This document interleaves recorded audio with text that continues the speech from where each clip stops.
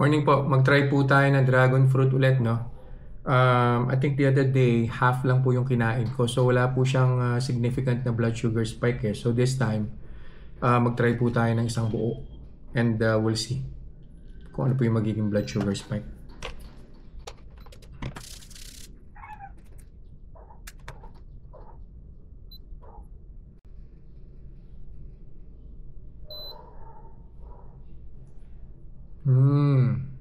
Mataas ang blood sugar today.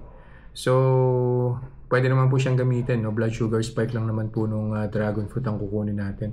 So, I'd go ahead and eat it and babalik po ako after an hour to get the blood sugar reading.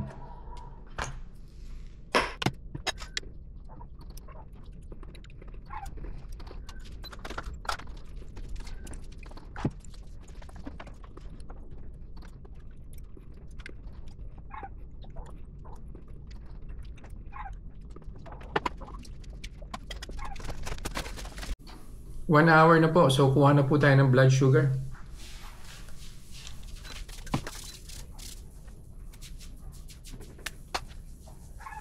Yeah. Whoa! Whoa! Sobrang laki ng difference, ha? 126 to 163. 163 po. Ayan. So, isang buong dragon fruit po yung kinain natin today, no? Balik po ulit ako after an hour and we'll see kung ano po yung maging final blood sugar reading. Final blood sugar reading na po tayo.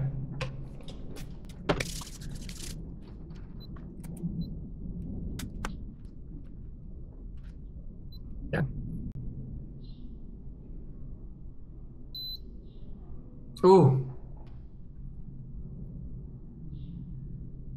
But anyway,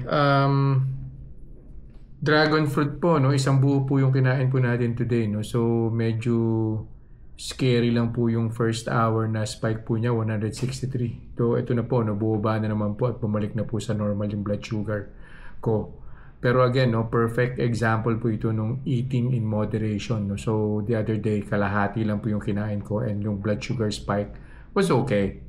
So, ngayon po, isang buo, pangit po yung first hour na blood sugar spike.